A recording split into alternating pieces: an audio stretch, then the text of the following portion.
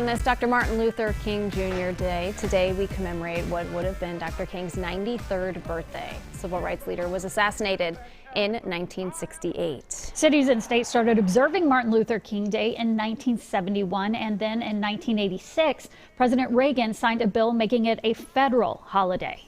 Joining us now, Dr. Yohuru Williams, Distinguished University Chair and Professor of History, as well as the founding director of the Racial Justice Initiative at the University of St. Thomas. Dr. Williams, thanks for being with us this morning. My pleasure. Thanks for having me. Yeah, why don't we just start with the importance of Dr. King's Day? I'm wondering what you think Minnesotans should really stop and take some time to think about today.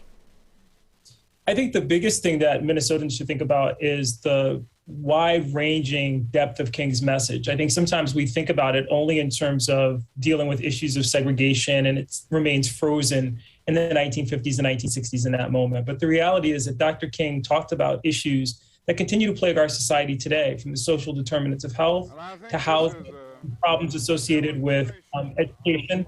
These are all things that we can think about in our contemporary moment that continue his work and legacy today. And Dr. Williams, we know that we have been pretty much ground zero for the latest civil rights movement with the murder of George Floyd. Tell us about the sort of urgency of this holiday and this moment here in Minnesota. Well, it does speak to the fierce urgency of now. Minnesotans found themselves in the center of a national conversation about race and racial justice as a result of the murder of George Floyd. But the fact of the matter is we have a tremendous opportunity as a community to grow. But there are growing pains that go along with that. What I'm encouraged by in this moment is the fact that Minnesotans haven't retreated from that conversation. We continue to have those difficult conversations, not only about policing and racial justice, but about these other issues which are central to questions of equity and justice in our community, including education and access to affordable housing. So it's an important moment. I think this year in particular, as we've seen the holiday itself evolve from a commemoration of Dr. King to calls for a day of service, this year in particular, I think people need to make a year-long commitment to racial equity and justice and think about things they can do in their everyday life to promote equity and justice in our community. Dr. Williams, you just wrote a special to the Star Tribune just about this, what businesses can do, what everyday people can do. What are some of those things that you had talked about in that Star Tribune piece? I focused in particular on this idea of everyday acts of justice and equity, thinking in terms of how we can spread Dr. King's message by being committed to the big ticket issues that defined his philosophy.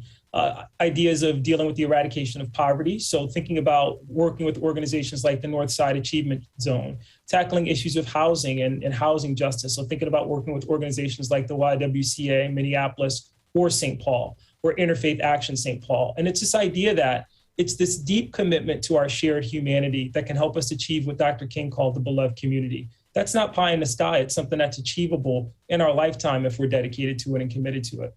Yes, Dr. Williams, it seems like there's really some hope in your tone right now.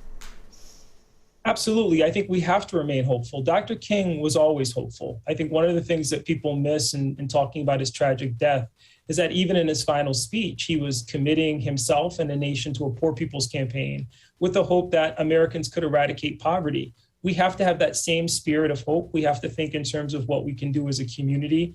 It's in our ability to see our shared humanity that we have our greatest strength. And I think this Dr. King Day in particular, we should be thinking about ways to build strength in our community, particularly as we look at all these things that divide us as a nation. There are more things that bring us together, and Dr. King can point the way in terms of how we identify those and work around those for justice.